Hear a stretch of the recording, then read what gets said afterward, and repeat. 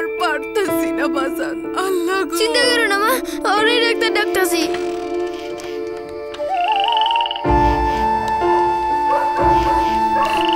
চাচা, এতে চাচা, মায়ের অসুখ চাচা।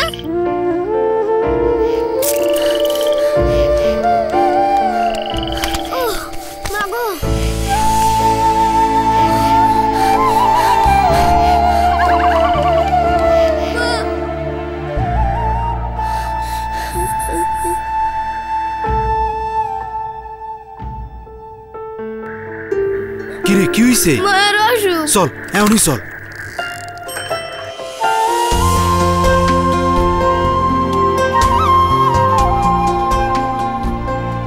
আমি ডাক্তারের মতো আমরাও অপেক্ষায় থাকি আপনার প্রয়োজনে পাশে থাকার সুযোগ পাবো বলে। আর এভাবেই 3 কোটিরও বেশি মানুষের সাথী হয়ে আছি আমরা। কাছে থাকুন গ্রামীণ ফোন।